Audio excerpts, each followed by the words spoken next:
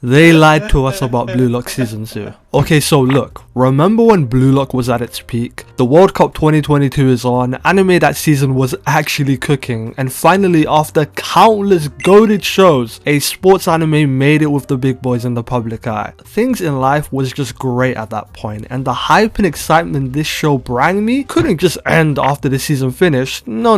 When I get hooked on a sports anime, I need my fix like Didi needs his baby oil. So I rushed over to the manga and holy shit, it was everything I wanted it to be and more. I ended up reading this little known arc called the U20 match, and boy, when I tell you this arc is goated, trust me on this one, cause it deadass has everything you want from a shonen series. I even made a whole ass video talking about it as soon as I read it, and I came out of that arc with one very strong opinion: Blue Lock Season 2 will break everything. When this arc gets animated, it will change how a lot of y'all see sports manga and will be one of the most exhilarating arcs in recent shonen. Me and all the other manga readers had this super high standard for this next season, and boy do we look stupid. So Blue Lock Season 2, where do we even begin?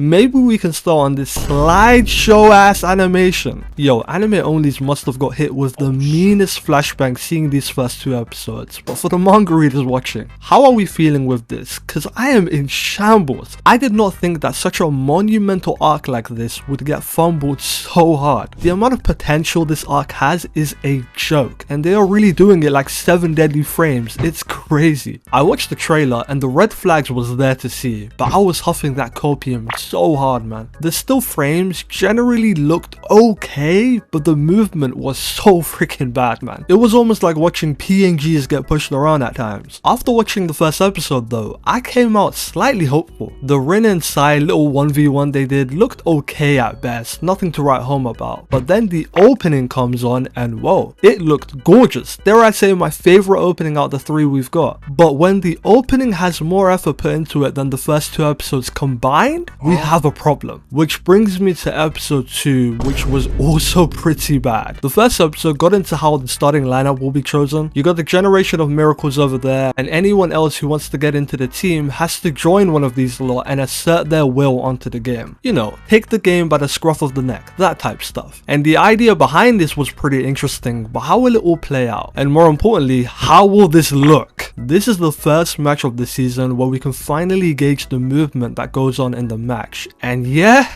it has never been more over. The movement between the characters looks extremely dull and flat, with even the still frames looking a bit weird at times. I didn't enjoy the look of this game pretty much at all. This is one of the most intense games where the characters only got one shot to make something happen and join the team, but they are doing it dirty, man. One point within the fight genuinely killed me because they pulled out a whole ass Windows Movie Maker transition between shots. It is looking rough, man, but you know what? Dwelling on the painful negatives ain't gonna make the season better. Let's just pray to God that they are saving the best for last with the actual U20 match. But since we're on the positives, animation aside, I really love this part of Blue Lock. Just like always, the stakes are extremely high and it's a life or death situation for Isagi. Are you going to rise to the occasion and do something, or are you gonna go out sad like dude from season 1? Football may be a team sport, but we don't do team over here. Isagi got to show what he's worth, and throughout this episode he was getting cooked. You got the generation of miracles at play with the top 6 lot, and they were making Isagi look like a fish out of water. I knew it would be tough for Isagi to make his mark, but damn, he was having a hall of shame performance in the game. I remember reading this bit and thinking he ain't gonna make it because almost every goal for the opposing team had Isagi messing up somewhere. Shigiri, his boy from season 1, proved his worth by dusting him and putting the ball in the box for a goal. Isagi had that boy looking like prime Gareth Bale out there on the wing,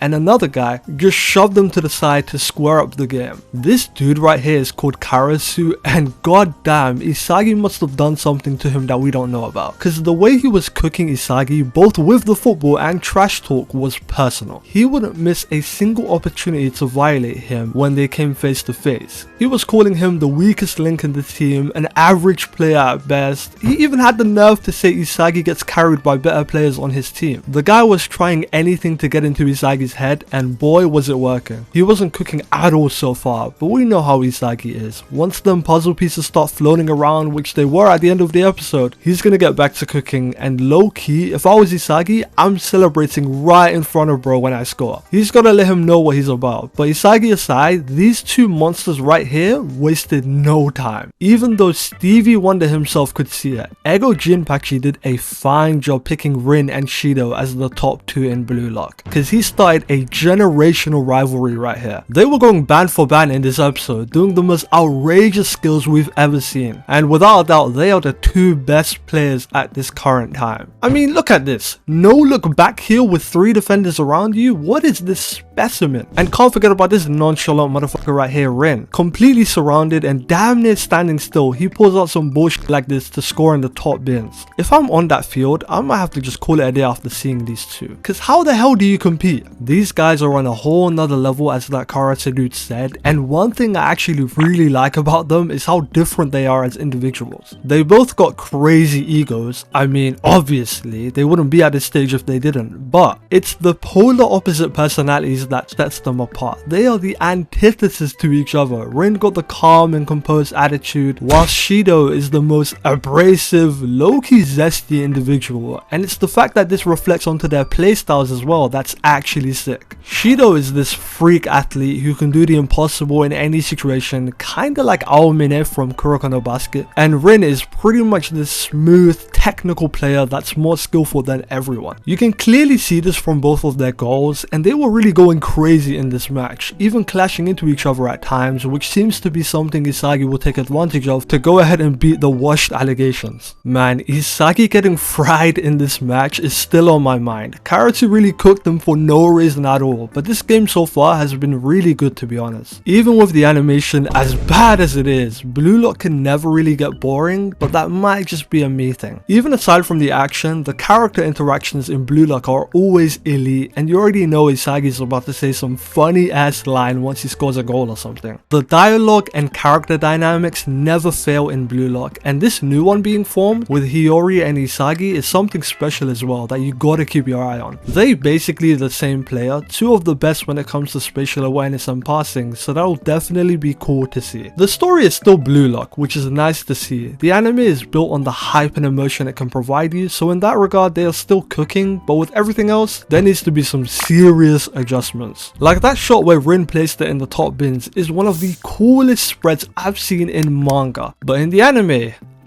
let's just say they didn't do it justice. Is there a scenario where the actual U20 match looks like trash and we all end up disappointed? Quite possibly. But is there also a scenario where they are saving the production quality for the U20 game and sacrificing the early parts of the season? I got like a 20% feeling that is the case. But also, and hear me out here, they are trolling with the first couple episodes and we're getting Demon Slayer / One Piece and Egghead animation. Yeah, no, okay, let me humble myself real quick. All in all, I ain't too happy with these first 2 episodes, but at least I was somewhat entertained by them. There's quite a few positives to take from the start of the season, but of course the negatives is tipping the scale a bit too much for my liking. The worst part about the animation change isn't even the fact that it's poor, it's the downgrade that's hurting the most, to be honest. I was always in the camp that the Blue Lock manga is better than the anime adaptation. The art is just out of this world crazy, and even though the artist doesn't write the story, him and the author are just locked in when it comes to the manga. But at least with season 1, the frames look really good, the movement was decent, and everything flowed pretty damn nicely in comparison to what we got here. But that's enough complaining from me. Hopefully I can come back on here and gas the next couple episodes if they cook with it, but man, it is not looking good. Appreciate y'all as always, and I'll catch you in my next one. Peace.